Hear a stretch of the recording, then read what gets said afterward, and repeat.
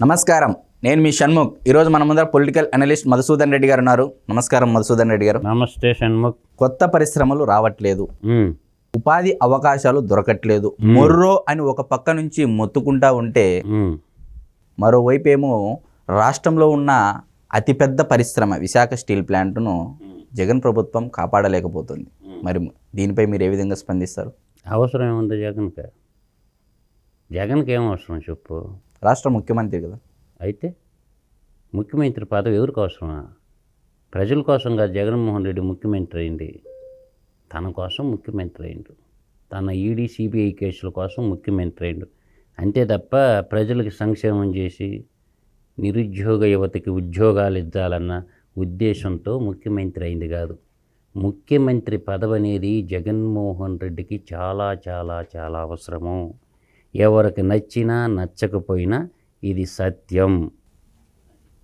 అందువల్ల ఏంటంటే తెలివిగల్ల తెలుగు పిల్లలందరూ బాగా చదువుకోండి, ఊళ్ళో ఉండొద్దు, వెళ్ళిపోండి అంటుండ్రు. నేను పరిశ్రమలు దాను, కేవలం సంక్షేమ పథకాలు మాత్రమే ఇష్టం. తద్వారా ఏమవుతాయి, ప్రజలకి ఏంటంటే డబ్బులు 4 ఇసిరేస్తా, మీ డబ్బులు మీకే ఇస్తా. కాబట్టి మీరు నేను ఇచ్చే 5,000 కోసం, 10,000 కోసం, 20,000 కోసం ఎదురు చూస్తూ ఉండండి. అంతే తప్ప ఉద్యోగాలు మాత్రం అడగకండి. ఉద్యోగాలు అంటే ఏమి ఇచ్చాం మనం? వాలంటరీ ఉద్యోగాలు ఇచ్చాం, 5,000 రూపాయలు. అర్థమవుతుందా? కాబట్టి మీరు ఆలోచించుకోవాల్సింది ఏంటంటే వైజాగ్ స్టీల్ ప్లాంటు, విశాఖ ఉక్కు ఆంధ్రుల హక్కు. చాలా హృదయ విదారకరమైనటువంటి సంఘటన ఏంటంటే ఆ స్టీల్ ప్లాంట్ కాపాడుకోవటం కోసం తెలంగాణ బిడ్డలు కూడా బలిదానం అయినారు.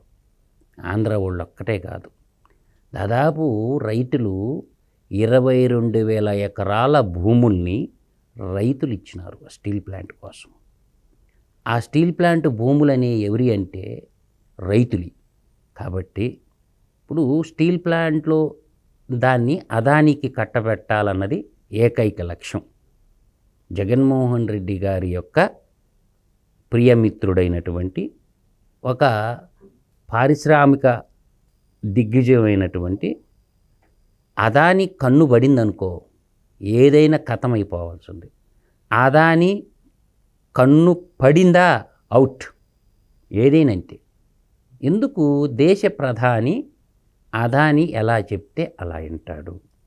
కాబట్టి అదాని ఏదడిగిన ఇచ్చేసేయాల ఏ రాష్ట్రంలో అయినా.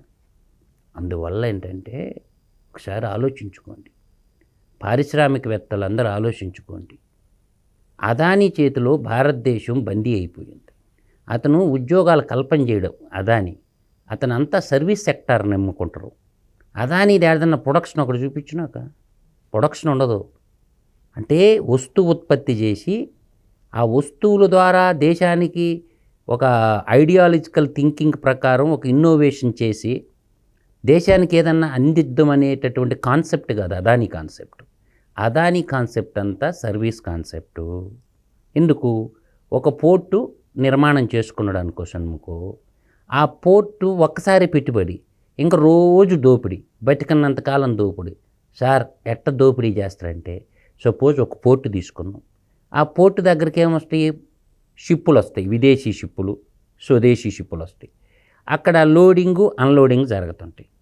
అప్పుడు లోడింగు అన్లోడింగ్ జరిగినప్పుడు అక్కడి నుంచి స్టీల్ ఎక్స్పోర్ట్ చేయొచ్చు, లేదంటే బొగ్గు దిగుమతి చేసుకోవచ్చు.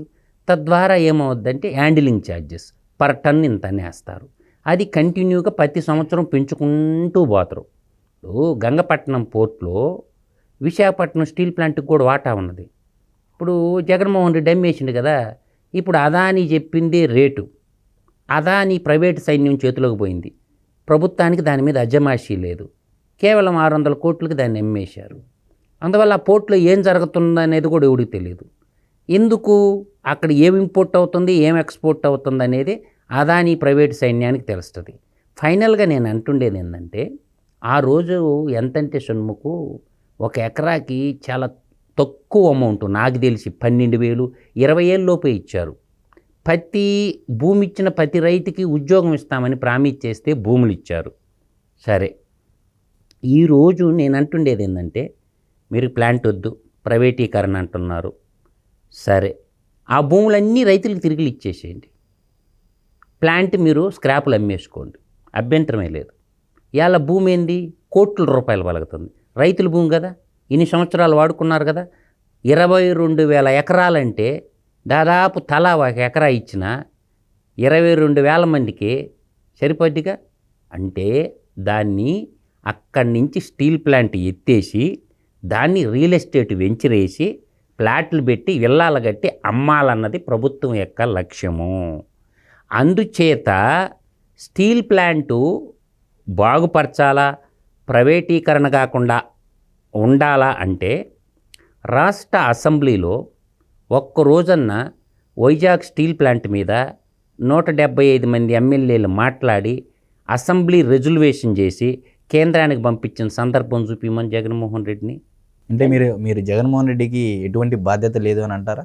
బాధ్యత జగన్మోహన్ రెడ్డిది ఒక్కరిదే. ఎందుకని అంటే ఎమ్మెల్యేలు ఏం చేస్తారా? విశాఖపట్నంలో ఉన్నటువంటి ఎమ్మెల్యేలు, శ్రీకాకుళంలో ఉన్న ఎమ్మెల్యేలు, విజయనగరంలో ఉన్నటువంటి ఎమ్మెల్యేలు, కనీసం ఉత్తరాంధ్ర 3 జిల్లాలు 34 మంది ఎమ్మెల్యేలు, అర్థమవుతుందా?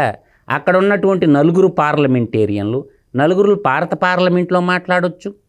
2 ఆడున్న 34 మంది ఎమ్మెల్యేలు అసెంబ్లీలో మాట్లాడొచ్చి ముఖ్యమంత్రి మీద ఒత్తిడి తెచ్చి దానికి ప్రైవేటలైజేషన్ చేయకుండా ఉండాలని చెప్పి అసెంబ్లీ రెజల్యూషన్ చేసి కేంద్రానికి ఎందుకు పంపించలేదు? నా స్ట్రైట్ క్వశ్చన్.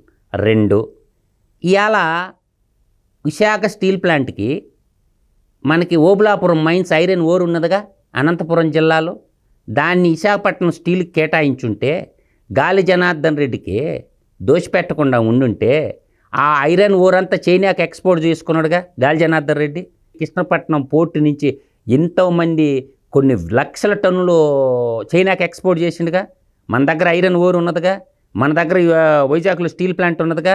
కనీసం మన చేతిలో ఉన్నటువంటి ఓబులాపురం మైన్స్ నన్న స్వర్గీయ రాజశేఖర రెడ్డి వైజాగ్ స్టీల్ ప్లాంట్ కేటాయించాడా? ఎన్ఎండిసి అని ఉంటుంది, నేషనల్ మినరల్ డెవలప్మెంట్ కార్పొరేషను, దాని బ్రాంచ్ ఆఫీస్ హైదరాబాద్లో ఉంటుంది. కనీసం కిరణ్ అని ఉంటుంది, ఏది ఛత్తీస్గఢ్లో, బయలుదెల్లా అని ఒకటి ఉంటుంది, ఐరన్ ఓర్స్ ఉంటాయి. కనీసం ప్రభుత్వం తరపున యాలంపాటలో పాల్గొని 2 ఐరన్ ఓర్లన్న తీసుకొని అది ఆ ఐరన్ ఓర్లన్న స్టీల్ ప్లాంట్కి ఇచ్చుగా. పోనీ అది కూడా కాదు, కరెంటు బిల్లు ఎంత కడతారో తెలుసు నీకు? కోట్లలో కడతారు వైజాగ్ స్టీల్ ప్లాంట్ వాళ్ళు. కనీసం ఆ కరెంటు బిల్లు అన్న 1.5 రూపాయికి ఇచ్చుగా యూనిట్టా.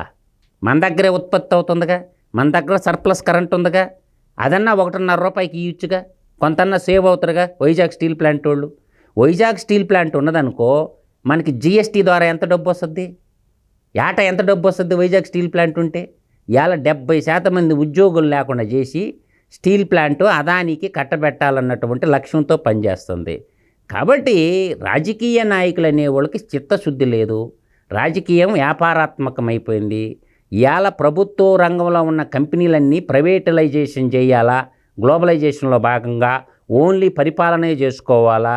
ప్రైవేటలైజేషన్ అయితే ఏమవుద్దో చెప్పనా? 2 సమాంతర వ్యవస్థలు ఉండాలా. రైలు పట్టాల్లాగా 2 ప్రభుత్వ సంస్థలు ఉండాలా, ప్రైవేటు సంస్థలు ఉండాలా. ముందు ప్రభుత్వ రంగ సంస్థలను ముంచేసి వాటిని చంపేస్తే ప్రైవేటు రంగంలో వాళ్ళ ధరలు విపరీతంగా పెరిగిపోతాయి. ముందు బాగానే ఉంటుంది, తీయంగా ఉంటుంది తేనె నాగితే. విశాఖ ఉక్కు ఆంధ్రుల హక్కుగా అని చెప్పే పరిశ్రమ గనులు లీజుకిచ్చే విషయంలో కానీ, అదేవిధంగా ప్రభుత్వ స్వయం అందించే విషయంలో కానీ జగన్మోహన్ రెడ్డి గారు ఎందుకు బాధ్యత తీసుకోవట్లేదని మీరు ఎందుకు అనుకుంటున్నారు? ఇప్పుడు జగన్మోహన్ రెడ్డికి అవన్నీ ఎందుకు? నేను చెప్తున్నా కదా, అందరు జగన్మోహన్ రెడ్డి మీద అతనికి ముఖ్యమంత్రి పదవి ఎందుకోసం నేను మొదటే చెప్తున్నా. అతను ప్రజల కోసం ముఖ్యమంత్రి పదవి కోసం కానే కాదు.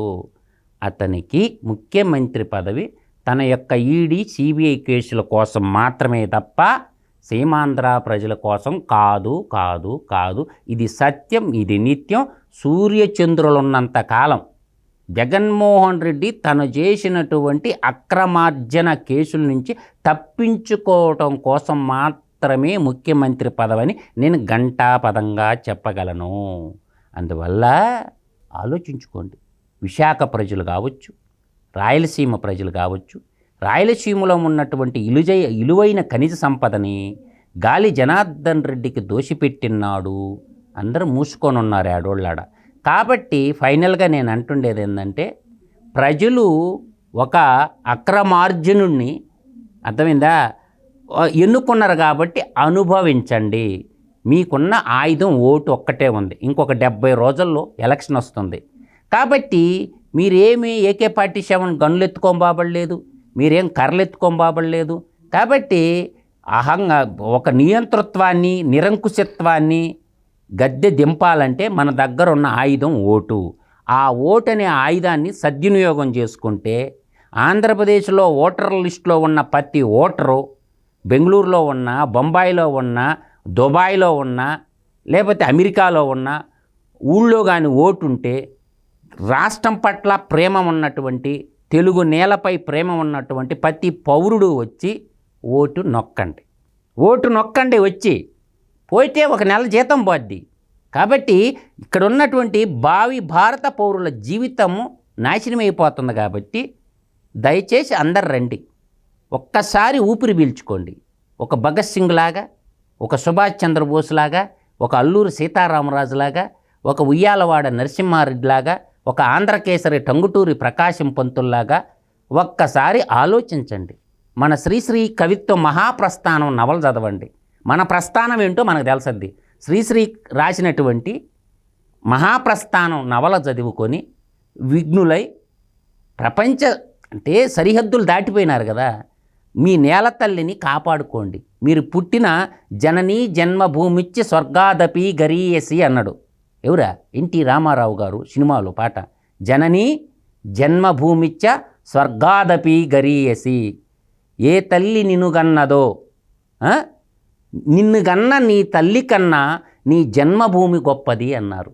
కాబట్టి మన అమ్మ, మన తెలుగు తల్లిని కాపాడుకోవాలంటే ఓటున్నటువంటి ప్రతి పౌరుడు వచ్చి ఎలక్షన్లో ప్రజాస్వామ్యాన్ని కాపాడుకోనా, మన తెలుగు తల్లి కూడా అందరికీ అన్నం పెట్టే అన్నపూర్ణ లాంటి ఆంధ్రప్రదేశ్ అప్పుల కుప్పగా మిగిలింది నేడు. కాబట్టి ఆంధ్రప్రదేశ్ను రక్షించుకోవాల్సిన బాధ్యత సీమాంధ్రాలో పుట్టినటువంటి ప్రతి పౌరుడి మీద ఉంది.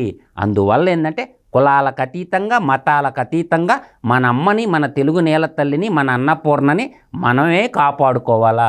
మనం వదిలేసామంటే ఇంకా మనం చేయగలిగింది ఏమిటిలో, మా తెలుగు తల్లికి మల్లెపూదండ, మా కన్న తల్లికి మంగళహారతులు. అర్థమైందా? కాబట్టి మన నేల తల్లిని కాపాడుకోవటానికి, నిరంకుశత్వాన్ని పారదోలటానికి కదలి రండి, ప్రజాస్వామ్యాన్ని పరిరక్షించుకోండి. జై హింద్. మరైతే ఈరోజు విశాఖ ఉక్కును జగన్మోహన్ రెడ్డి గారు ఏ విధంగా నీరు గారుస్తున్నారు అంటే కార్పొరేట్ వర్గాలకి ఏ విధంగా దాసోదత్తం చేస్తున్నారని చెప్పేసి రాష్ట్ర ప్రజలకు బాగా వివరించారు. అదేవిధంగా ఈసారి వచ్చే ఎన్నికల్లో మార్పుకు సిద్ధం కండి అంటూ పిలుపునిచ్చారు. మరొక అంశంతో మళ్ళీ కలుద్దాం. నమస్కారం.